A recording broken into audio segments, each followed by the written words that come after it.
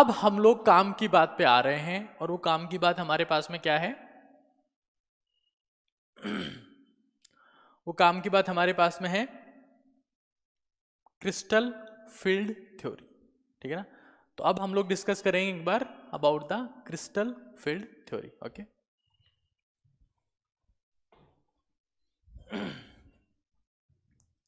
Alright. तो पूरे focus के साथ में देखिएगा इस चीज को, ये सबसे इंपॉर्टेंट है। आपसे कहा जाए तो ये इस चैप्टर का सेंट्रल नर्वस सिस्टम है और कार्डियक सिस्टम है, ये सब कुछ है इसके बारे में। तो क्रिस्टल फील्ड थ्योरी, इस थ्योरी का कोर कॉन्सेप्ट क्या है? It explains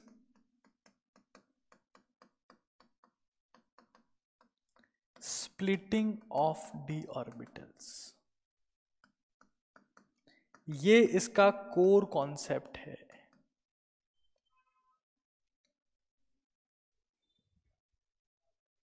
also it explains repulsion feature of complex compounds, कि कैसे उनमें सिर्फ अट्रैक्शन ही नहीं होता, रिपल्शन भी होता है। और this theory considers metal ion and ligand as a point charge.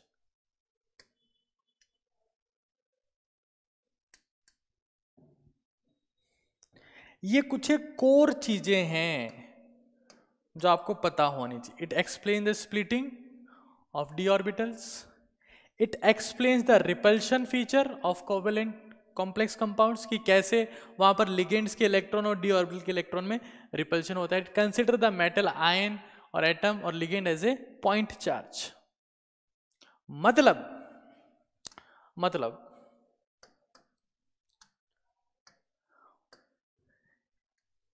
it considers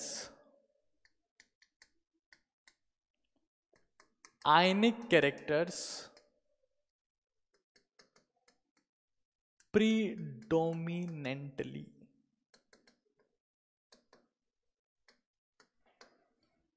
ये मेनली आयनिक कैरेक्टर्स की बात करती है और उसी के ऊपर इसका पूरा फोकस है। यहां देखो, चलो फोकस करते हैं भाई अब। In crystal field theory, the electron pairs on the ligands are viewed as a point negative charge. Key word क्या है ये? Keyword point negative charge that interact with the d orbital on the central metal. अब देखो, the nature of the ligand and the tendency towards the covalent bonding is ignored. Ionic bond is considered.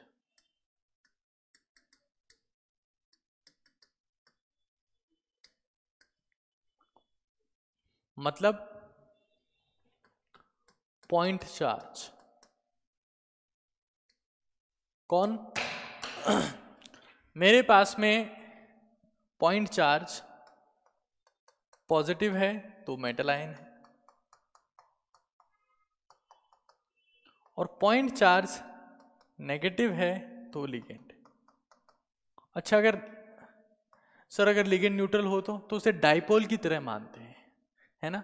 अगर neutral है तो dipole ligand.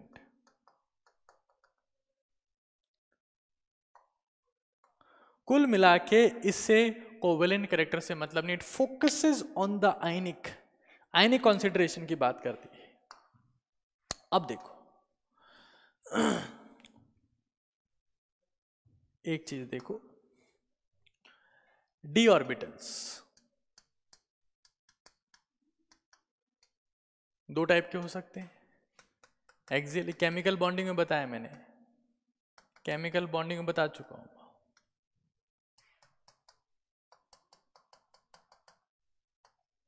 Axial में कौन कौन से आते हैं?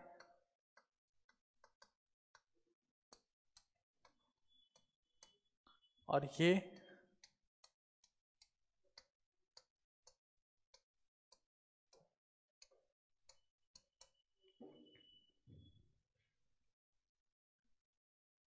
ठीक है।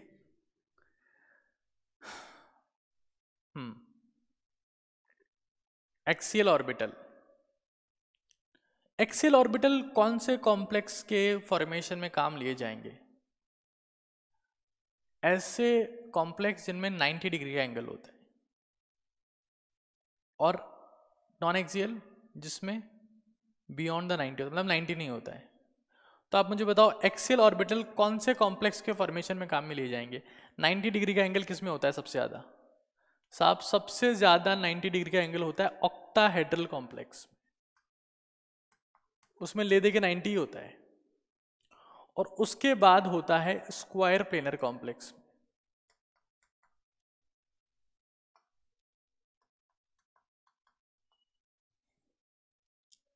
और नॉन एक्सियल ऑर्बिटल्स कहां पर काम आएंगे?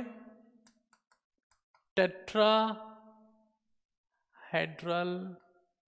कॉम्प्लेक्स। ओके, समझ में आ गया। जैसे SF6 है, SF6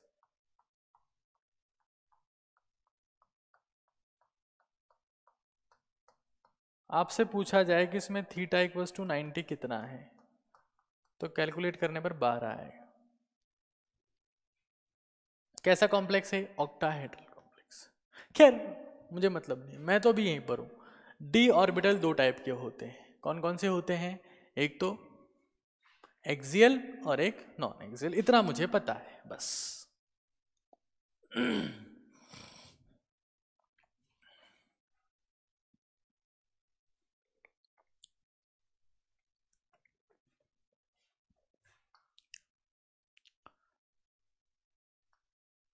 तो हम लोग क्या कह रहे हैं?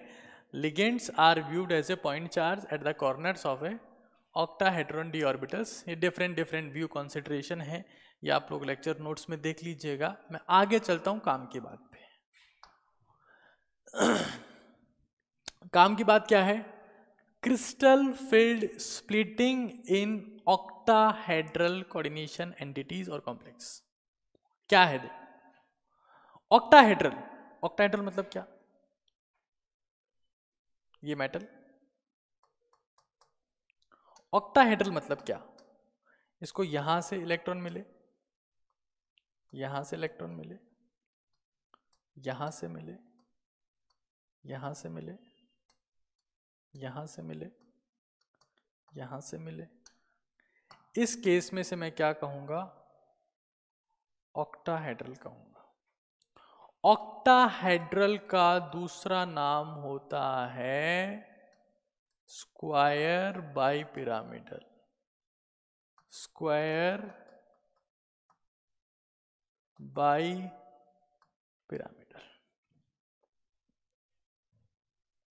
ठीक है ना साहब? समझ में आ रही बात? हाँ तो आ रही है समझ में से, कौन सी बड़ी बात है सर? वापस वहीं चलते हैं। Axial orbitals dx square Y square dz square. जैसे फॉर एग्जांपल ये x एक्सिस है, ये y एक्सिस है, थीटा कितना है? 90 डिग्री। अगर मैं यहां पर plus x minus x plus y minus y दोनों पर इलेक्ट्रॉन्स की डेंसिटी को रिप्रेजेंट कर देता हूं, तो इस ऑर्बिटल का नाम होगा dx स्क्वायर वाई स्क्वायर। इसे dx स्क्वायर वाई स्क्वायर क्यों कहा? क्योंकि प्लस एक्स और माइनस एक्स दोनों पर इलेक्ट्रॉन्स प्रेजेंट है, तो x square Y square plus y minus y दोनों पर है। अच्छी बात है। अब मेरे पास में अगर ये ऐसी कंडीशन है, ये x ये y, यहां पर अगर कोई ऑर्बिटल है और उसमें रिंग भी है, तो इसे मैं क्या कहूंगा? dz square. बात समझ में आती है? अब जो मैंने फोकस करते रहेगा, परेशान होने की जरूरत नहीं है। यहां पर जो मैंने कॉम्प्लेक्स बनाया है ना, इस कॉम्प्लेक्स में ये ऐसा लिगेंड्स, तो ये तो मेरे पास में जो होगा वो तो हो जाएगा क्या, d x square Y square, ऐसा d x square Y square होगा, और यहां पर होगा डी जेड स्क्वायर।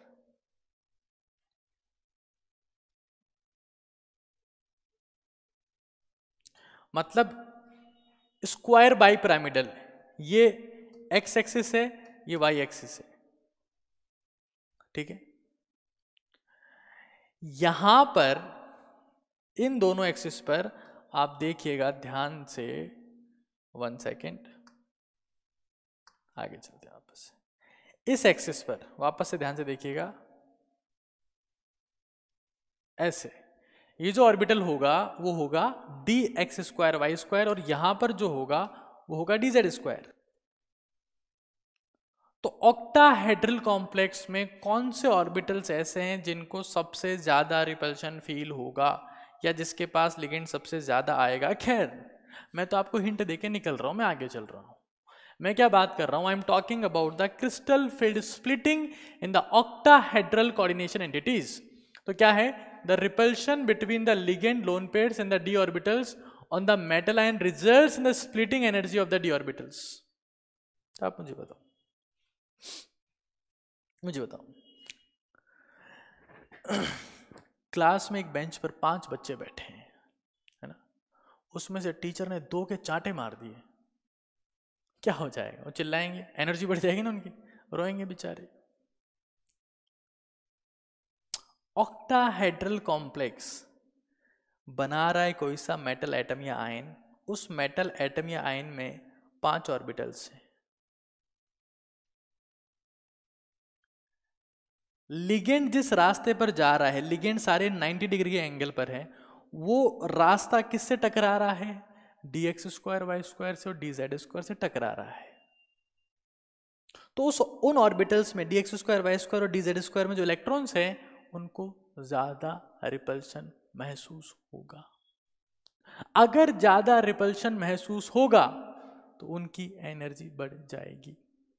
रिपल्शन महसूस होना मतलब स्टेबिलिटी कम होना है, स्टेबिलिटी कम होना मतलब पोटेंशियल एनर्जी का बढ़ जाना, ये तो बेसिक साइंस है। एनर्जी किसकी बढ़ गई, d x square Y square d Z square, किस में बढ़ गई, ऑक्टाहेड्रल में। क्यों, क्योंकि लिगेंड उसी रास्ते से आ रहे हैं। आगे देखो ध्यान से एक बार, ये मेरे पास में फोकस करिएगा,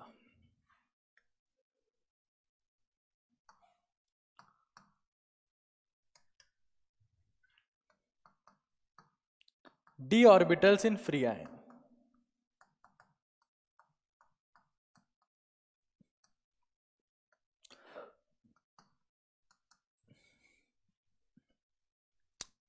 फ्री मेटल आयन, ये एनर्जी है, यहां एनर्जी मेंशन, ठीक है। अब इस मेटल आयन से मिलने के लिए जैसे ही लिगेंड आएंगे इसके पास में, इसके डी ऑर्बिटल एक्साइट होंगे, अरे वाह अब तो मिलन होने वाला है। अभी तक क्या था, मिलन आधा अधूरा था, अब पूरा होने वाला है मिलन। तो एनर्जी क्या होगी, थोड़ी सी रेज होगी, the average energy of the D orbitals in the spherical crystal field. मतलब यहां पे तो मेटल आयन क्या था, अकेला, अकेला। यहां पर लिगेंड अपने रास्ते से इसकी तरफ आना चालू हो गए। अब ये रास्ता जो है, ये जिस रास्ते पर वो आ रहे हैं, वो रास्ता इन ऑर्बिटल्स का है भाई, D x square Y square और डी जेड स्क्वायर। तो क्या होगा, एनर्जी रेज होगी, किसकी एनर्जी रेज होगी,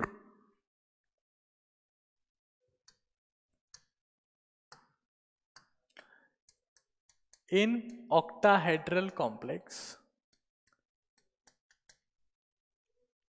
ligand approach is एक्सियल, तो क्या होगा, energy of axial orbitals increases,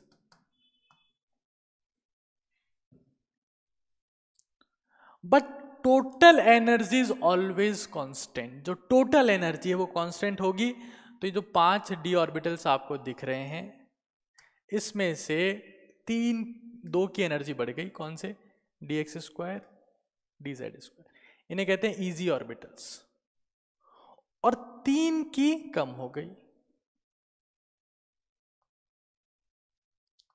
total energy is constant.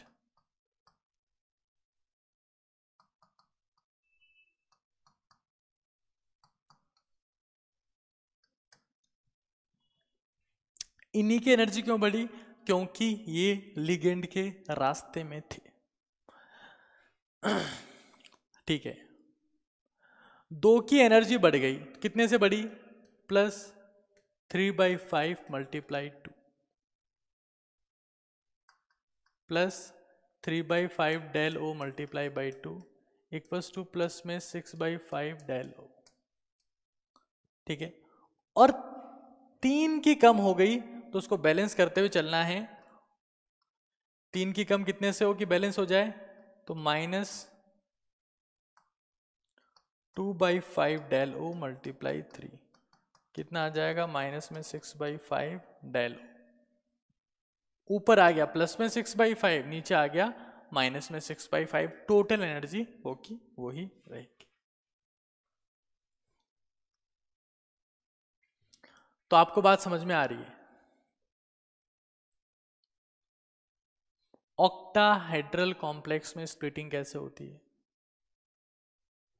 किसकी एनर्जी बढ़ जाती है,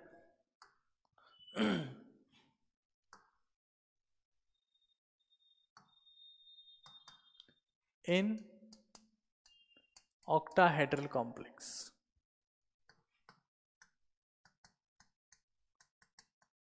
डी ऑर्बिटल स्प्लिटिंग होती है। ठीक है, एनर्जी बढ़ जाती है, किसकी बढ़ जाती है, dx square Y square dz square की। किसकी कम हो जाती है, dxy dyz dzx की। क्यों कम हो जाती है, क्योंकि वो उसके रास्ते में नहीं है। ऑर्बिटल स्प्लिटिंग में क्या होता है, टोटल एनर्जी इज कांस्टेंट।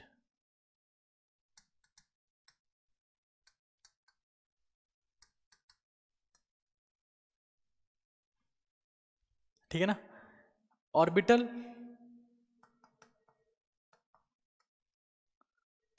कुछ ऑर्बिटल्स की मेरे पास में एनर्जी बढ़ गई, उनका नाम क्या था, 2 set of orbital is known as EG orbitals, EG. और कुछ की कम हो गई, T2G 1 2 3। 2 ऑर्बिटल के सेट को कहते हैं इजी ऑर्बिटल्स, 3 ऑर्बिटल के सेट को कहते हैं T2G ऑर्बिटल्स। ठीक है, ठीक है। तो ऑक्टाहेड्रल कॉम्प्लेक्स में dx स्क्वायर वाई स्क्वायर की एनर्जी और dz स्क्वायर क्यों बढ़ती है, क्योंकि वहां पर लिगेंड का अप्रोच कैसा है, एक्सियल है।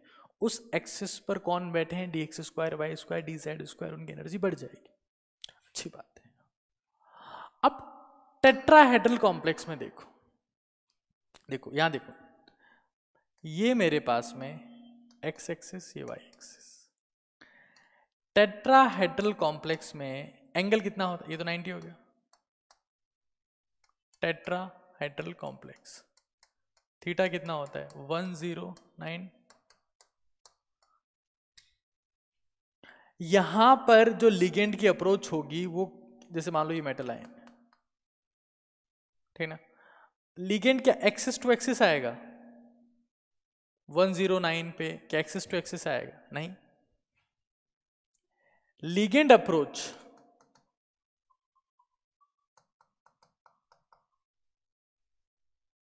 will be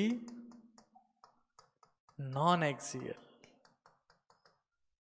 लिगेंड का अप्रोच यहां पर कैसा होगा, नॉन एक्सियल। क्यों, एंगल कितना है 109, मतलब कभी भी एक्सिस के ऊपर लिगेंड नहीं आएगा, इन बिटवीन एक्सिस आएगा।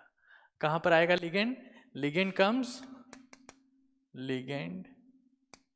कम in between axis, in between axis मतलब एक से ज्यादा एक्सिस, इन टेट्राहेड्रल कॉम्प्लेक्स। तो क्या आप मुझे कॉमन सेंस से बता सकते हैं इस केस में किसकी एनर्जी बढ़ेगी, नॉन एक्सियल ऑर्बिटल्स की एनर्जी बढ़ जाएगी। So in tetrahedral coordination entity the the d orbital splitting is inverted and is smaller, क्योंकि 4 ही लिगेंड आ रहे हैं in compare to the octahedral splitting.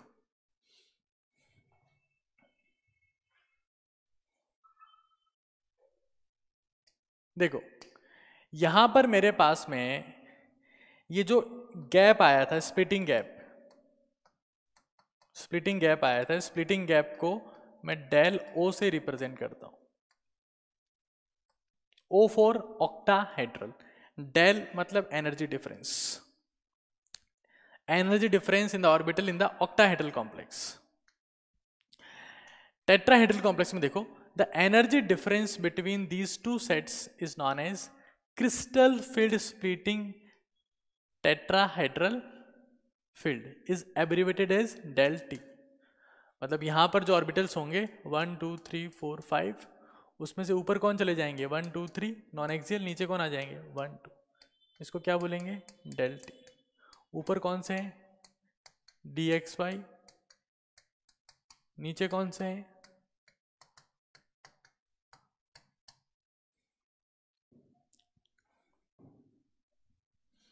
It has been observed that the splitting in tetrahedral complexes is considerably less than in octahedral complexes. And क्या ratio होता है ये, delta T equals to 4/9 of del. 4/8 होता तो approximately half, तो delta T is nearly half.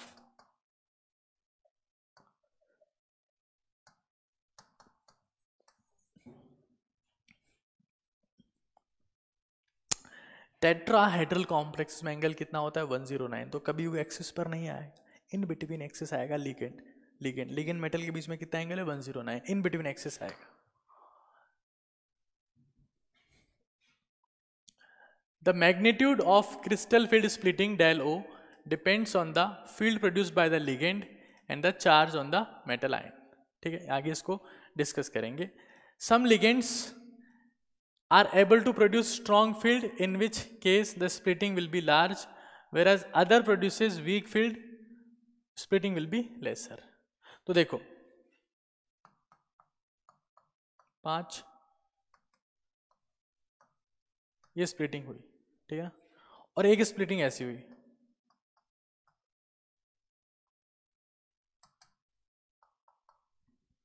ठीक है ना, यहां पर डिफरेंस ज्यादा है डेलो, ये किसके प्रेजेंस में होगा SFL, ग्रेटर स्प्लिटिंग।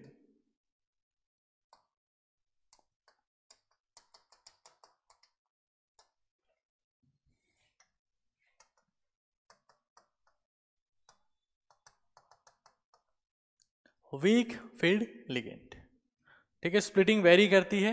और किस केस में, in general ligands can be arranged in the series of the field, और इस सीरीज को हम लोग क्या कहते हैं स्पेक्ट्रोकेमिकल सीरीज।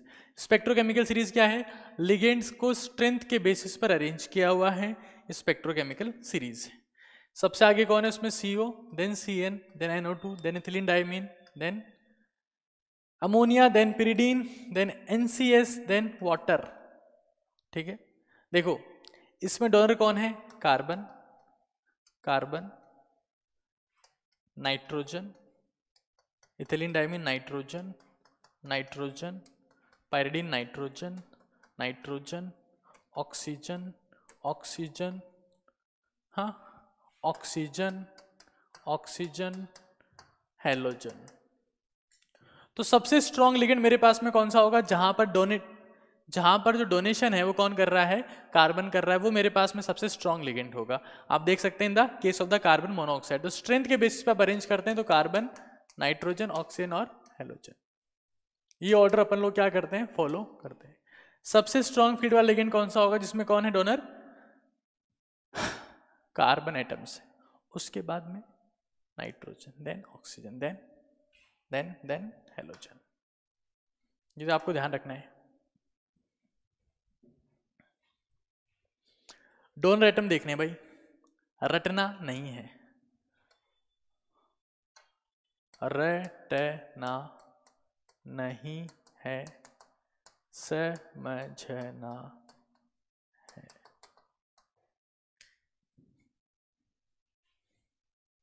ठीक है, आगे चलते हैं। तो किस केस में स्प्लिटिंग ज्यादा होगी, जब मेरे पास में लिगेंड कैसा होगा, स्ट्रॉन्ग फील्ड होगा। किस केस में कम होगी, जब लिगेंड कैसा होगा, वीक फील्ड होगा। ये फिर से इंपॉर्टेंट चीज है। चलिए अब एक बार इलेक्ट्रॉनिक कॉन्फ़िगरेशन, इलेक्ट्रॉनिक स्ट्रक्चर्स की बात करते हैं in the complexes according to the CFT। इसको कंटिन्यू करते हैं। ओके,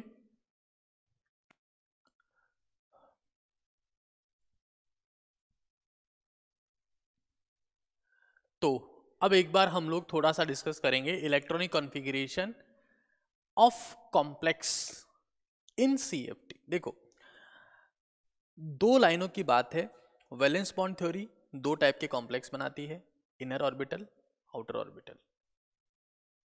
ठीक है, इसमें इनर ऑर्बिटल अंदर वाले ऑर्बिटल्स काम में आते हैं, आउटर में बाहर वाले काम में आते हैं।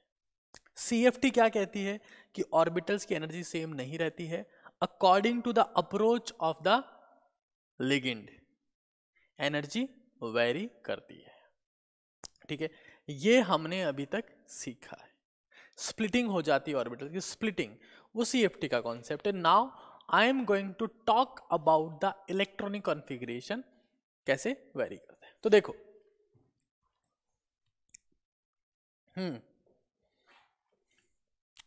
फोकस करिएगा। Electronic configuration of complex depends upon the crystal field splitting, depends on the splitting of orbitals, splitting of orbitals. Okay, it depends on the splitting of the orbitals. Clear है सभी को? Nice.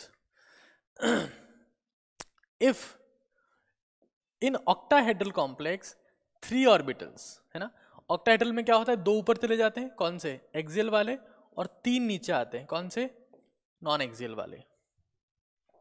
So in octahedral complex there is CFT का concept क्या है, degeneracy of the orbitals will be lost. What is degeneracy?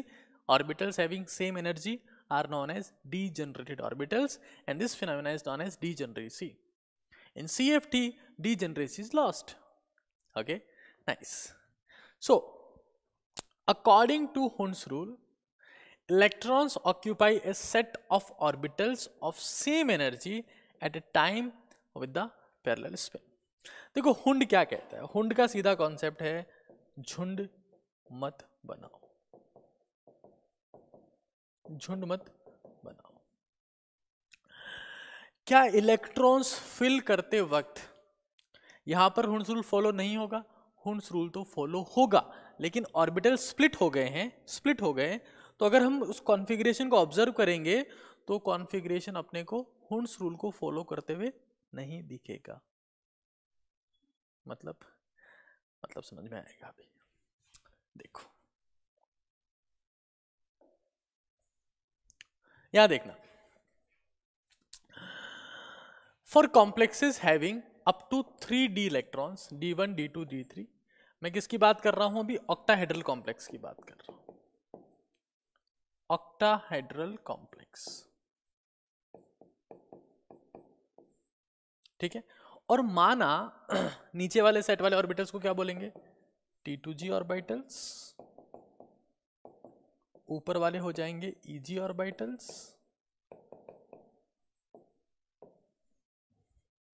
ठीक है, और D1 है, for example I say that I have vanadium S2O6 + 3, ये कॉम्प्लेक्स है। तो वेनेडियम क्या होता है?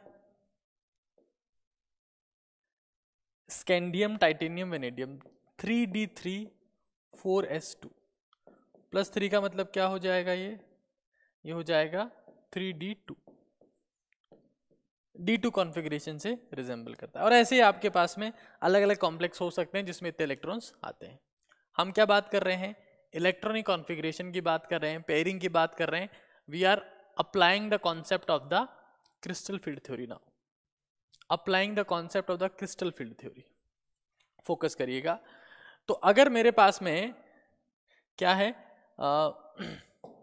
D1 है तो इलेक्ट्रॉन कहाँ आएगा?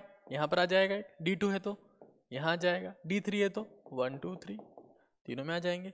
पेयरिंग की कोई पॉसिबिलिटी है ही नहीं, है ना। एक यहाँ आया, एक इसमें, दो यहाँ आ गए, तीन यहाँ आ गए, ऊपर नहीं जाएगा। ठीक है, अच्छी बात है, वहां तक कोई दिक्कत नहीं है। D1 to D, देखो, no change in configuration, no change in electronic configuration. Electronic configuration में कोई चेंज नहीं आता। किस केस में? D1 to D3 और D8 to D10। चेंज कहां पर आता है? सिर्फ D4 to D7। और ये NCERT में स्पेसिफिकली मेंशन किया हुआ है कि D4 to D7 कॉन्फ़िगरेशन जो है वो SFL और WFL के हिसाब से चेंज हो जाता है, वो सेम नहीं रहता, वेरी कर जाता है। कैसे करता है? समझो पूरे फोकस के साथ में। अब CFT का एक्चुअल कॉन्सेप्ट स्टार्ट हो रहा है। देखो, फॉर ए D4 कॉम्प्लेक्स, हमारे पास में कौन सा कॉम्प्लेक्स है? D4 कॉम्प्लेक्स है ना, D4 complex. There are two possibilities. भाई देखो, D4 कॉम्प्लेक्स है, उसमें दो पॉसिबिलिटीज है। कौन कौन सी? That all the 4 electron get occupy in the lower set. और कॉन्फ़िगरेशन क्या आ जाएगा? ये, ठीक है। या फिर क्या हो सकता है? कॉन्फ़िगरेशन ये आए, समझिएगा। मान लो मेरे पास में 5 ऑर्बिटल्स है, 1 2 3 4 5, इनकी स्प्लिटिंग होती है ऐसे, ठीक है, ओके, नाइस। अब मेरे पास में फिर से 5 ऑर्बिटल्स है, 1 2 3 4 5। ऑक्टाहेड्रल स्प्लिटिंग की बात कर रहा हूं अभी ऑक्टाहेड्रल स्प्लिटिंग की बात कर रहे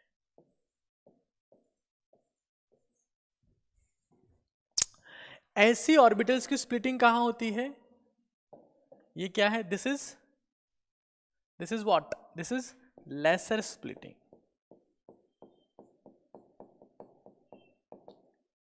ये किसकी प्रेजेंस में होती है? In the presence of WFL, weak field ligand.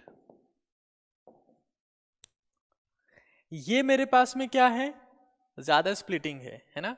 More splitting is here. हाँ जी, सुन रहे हो? मोर स्प्लिटिंग, ये in the presence of SFL, ठीक है। अब मेरे पास में कौन सा कॉन्फ़िगरेशन है? D4 configuration. फोकस करिएगा, पूरे फोकस से देखिएगा। तो D4 कॉन्फ़िगरेशन ऑक्टाहेड्रल कॉम्प्लेक्स में दो पॉसिबिलिटीज क्रिएट कर सकता है। हो सकता है कि भाई नीचे 3 ऑर्बिटल्स हैं, तो इन 3 में 6 इलेक्ट्रॉन्स आ सकते हैं, यहां भी 6 आ सकते हैं। पहली पॉसिबिलिटी क्या है कि एक इलेक्ट्रॉन यहां आए, एक इलेक्ट्रॉन यहां आए और एक इलेक्ट्रॉन यहां आए, चौथा इलेक्ट्रॉन यहां चला जाए, ठीक है। दूसरी पॉसिबिलिटी क्या है? एक इलेक्ट्रॉन यहां आए, दूसरा यहां आए, तीसरा यहां पे आए और चौथा इसी में आके पेयरिंग हो जाए। क्यों? मान लो आपको 3 बियर लेनी है। हाँ, बियर तो पी होगी ना आप लोगों ने? नहीं पी अभी तक? कब चालू करोगे फिर बताओ? यही उम्र है चालू करने की, इस उम्र तक चालू हो जाना चाहिए भाई बियर पीना, है ना? यही मौका है आपके पास में। चलो यहाँ देखो, अब आपको बियर लानी है ना, बियर। यहां पर ये आपका घर है,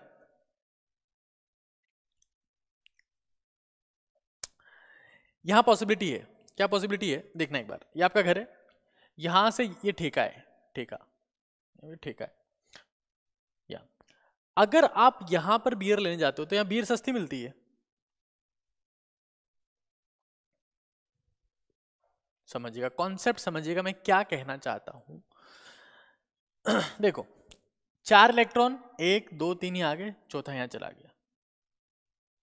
मान लो एक पॉसिबिलिटी देखते हैं, ये आपका घर है और आपको क्या चाहिए, बियर चाहिए। अब इसके अपने पास में 2 ऑप्शन है, ऑप्शन 1 ऑप्शन 2, ठीक है। पहला ऑप्शन जो है, यहां पर बियर 60 रुपए की मिलती है, लेकिन घर से 50 किलोमीटर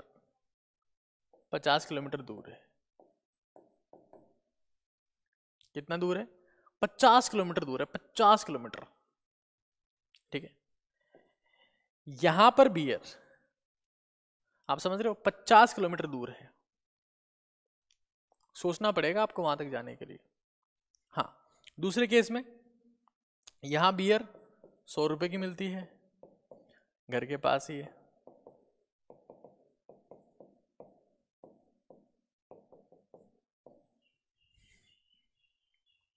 कुछ ऐसा ही ऑप्शन क्रिएट होता है, दूर जाओगे सस्ती तो है, लेकिन पास में महंगी है, लेकिन पेट्रोल जलेगा यहाँ पे, पेट्रोल जलेगा भाई,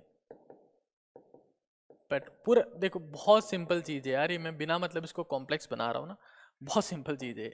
चलो यहाँ देखो D4 है ना, D4 है, फोकस पूरा फोकस से देखिएगा। 4 इलेक्ट्रॉन फिल कर रहे थे मुझे, ये 1 2 3 4, 4 इलेक्ट्रॉन यहाँ पे 1 2 3 4, 4 इलेक्ट्रॉन। एक फिल किया, दूसरा फिल किया, तीसरा फिल किया। पहले यहां पर क्यों किया? Because these orbitals have laser energy. अब चौथा इलेक्ट्रॉन फिल करना है, अगर चौथा इलेक्ट्रॉन फिल करना है तो 2 ऑप्शन है, या तो इसी में घुस जाए, इसी में घुस जाए, या फिर यहां चला जाए। इसी में घुसेगा, अगर इसी में ऐड करना है तो electron pairing requires energy, electron pairing requires energy, उसे हम कहते हैं पेयरिंग एनर्जी। क्या कहते हैं साहब? Pairing energy. सस्ता क्या पड़ेगा उसके लिए? सस्ता ये पड़ेगा कि ऊपर चला जाए, क्योंकि पेयरिंग एनर्जी, ये जो डेल ओ है ये कम है, डेल ओ कम है, पी ज्यादा है। आप देख रहे हैं ना, कैसे पता चला सर? आपको कैसे पता चला? क्योंकि स्प्लिटिंग कम हो रखी है, आप देख रहे हैं स्प्लिटिंग कम हुई है। इस केस में डेलो ज्यादा है, ज्यादा, और पेयरिंग एनर्जी ऑब्वियस सी बात है, अगर एक ज्यादा है तो वो अपने आप कम हो जाएगी। कम ज्यादा होना is relative term, relative term है। तो अब इस वाले केस में एक इलेक्ट्रॉन यहां गया, दूसरा गया, तीसरा गया, चौथा कहां जाएगा? ऊपर जाने में तो बहुत भारी खर्चा है भाई, बहुत दूरी है, उसके बजाय माथा फोड़ी करके यहीं रह जाएगा। आपको नहीं पता है बात कि मान लो 2 भाई बहन आपस में लड़ लिए, है ना, उनके घर में सोने के लिए एक ही कमरा है, ठीक है। अब अगर वो वापस अपने रूम में, भाई जाके सो गया, है ना, अब बहन नहीं, मुझे इस रूम में जाना ही नहीं, सोना ही नहीं है, अब वो कमरा एक ही है, तो घर वाले क्या करेंगे? 2 चांटे मारेंगे, अंदर जा। तो पेयरिंग करवाने के लिए क्या चाहिए? एनर्जी चाहिए। क्यों? रिपल्शन है। इलेक्ट्रॉन में क्या होता है? रिपल्शन होता है। तो उनकी पेयरिंग करवाने के लिए what we need pairing energy. अगर देखो यहां पर स्प्लिटिंग कम हुई है, लेस स्प्लिटिंग, मतलब मैं क्या बोलूंगा, स्प्लिटिंग को दो कैटेगरी में क्लासिफाई कर सकते हैं अपन, एक तो लेसर कम हो रही स्प्लिटिंग, और एक ग्रेटर। ज्यादा स्प्लिटिंग किस केस में होगी, एसएफएल की केस में। डेलो क्या होगा, मोर। ये मोर होगा तो डेलो ज्यादा हो जाएगा पेयरिंग से, पेयरिंग से ज्यादा होगा तो we have a tendency to purchase something which is cheap, जो सस्ता है। तो पेयरिंग तो क्या होगी, महंगी होगी, मोर मतलब महंगी, एक्सपेंसिव। डेलो क्या हो गया यहां पे, महंगा हो गया, ज्यादा है ना, ये ज्यादा। This is cheap now, pairing is cheap, pairing occurs. अगर लेसर स्प्लिटिंग है, किसकी प्रेजेंस में होती है, WFL की प्रेजेंस में। इसमें क्या होता है, डेलो इज लेसर, अगर ये लेसर है तो पेयरिंग इज मोर। हाँ जी, हाँ जी, किसको चूज करोगे, सस्ते को, सस्ते को चूज करोगे तो पेयरिंग, हाँ जी, पेयरिंग नहीं होगी। समझ में आ रही है बात सभी के या नहीं आ रही है? बहुत सिंपल सी बात मैंने बताई है, बहुत सिंपल सी बात मैंने बताई है, बहुत ही सिंपल सी बात मैंने बताई। तो देखो, if I have first aspect, तो पहले केस में क्या हो गया, all the 4 electrons occupy lower set, नीचे वाले में कब आएंगे, और T2G4 कॉन्फ़िगरेशन हो जाएगा। ऐसा कब होगा, तो पहले वाले केस में क्या हो गया, पेयरिंग हो गई, पेयरिंग अकर्स, SFL लिगेंड था, कॉन्फ़िगरेशन क्या आ गया, T2G4। दूसरे वाले केस में नो पेयरिंग, WFL और T2G3EG1। इलेक्ट्रॉन वहीं जाएगा जहां पर उसके लिए जाना आसान है। ये इलेक्ट्रॉन का नहीं, हर चीज का नेचर होता है, इंसान का हो, लिक्विड का हो, सॉलिड का हो, एयर का हो, किसी भी चीज का, वो वहीं जाती है जहां जाना आसान हो।